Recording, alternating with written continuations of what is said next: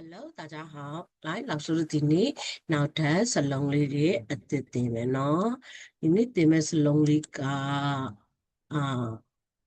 来，老师今天对面是龙里个，记住对嘛的，所以是丢是龙里记下熬，老师谢谢，哪里记下熬，一点，含着体，一撇，一竖。横折钩，一横一横，一横一撇，一横竖钩一点，哪里个写？喏，写也对不个？西写是三写，一波嘛，三条可以定下来喏。နောက်ပြီးွားရင်သူကရှေ့နှလုံးကြီးတဲ့ခါကျရင်ပြင်းရင်မှာအနောက်ကရှေ့ကအမြဲတမ်းချင်းစမ်းတယောက်မပါဘူးเนาะနောက်ဆိုတော့ဒါဆိုရင်ဒီစလုံးလေးစုပ်ချက်ပဲနှစ်ချက်ရှိလို့ကြည့်ရအောင်1 2 3 4 5 6 9 10 9 10 11 12စုစုပေါင်းစုပ်ချက်12ချက်ရှိပါတယ်好，大同人写里比完人老师写比到了不客气的这样，不客气，什么都能办喏，对吧？不里啊，一横一撇，第一撇也到我家里头下面喏，一竖，比如တို့နှစ်ခုစုံတယ်ဒီနားလေးကနေမထီဘူးเนาะဤနာဒါလေးကပို့เนาะသူကပေါ်ဝူပူ二三ပူတို့ရောယူပေါ်မှာတင်ရတယ်เนาะ课里啊，叫做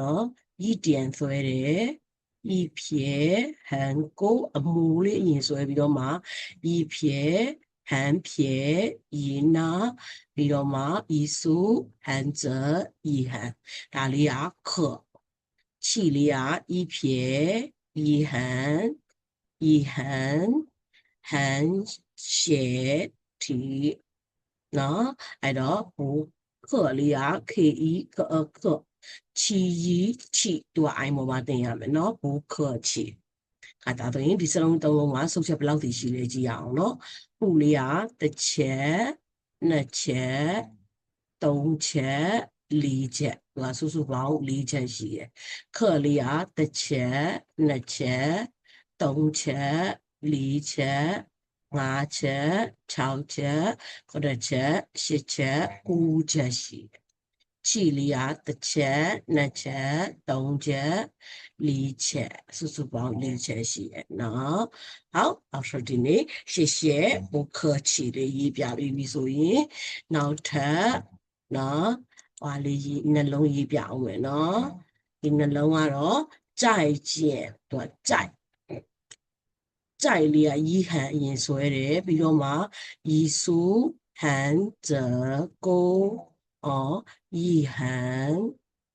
一竖一横ဒီ一横လေးကဥပတ်ဒီဘက်ထွက်ရတယ်နော်ဒါလေးက自爱在是身在 A ပုံမှာတင်ရမယ်နော်ကျင့်လေးက一竖横折一撇竖弯钩GEN 见 A ပေါ်မှာတင်ရမယ်เนาะကြိုက်ကျင်နော်သူတို့နှစ်ခုတွဲလိုက်တော့တတဆိုတဲ့အဓိပ္ပာယ်လေးเนาะကြိုက်ကျင်လေးကသူ့ရဲ့စုပ်ချက်ဘယ်နှချက်ရှိလဲကြည့်အောင်เนาะတစ်ချက်နှစ်ချက်သုံးချက်လေးချက်ငါးချက်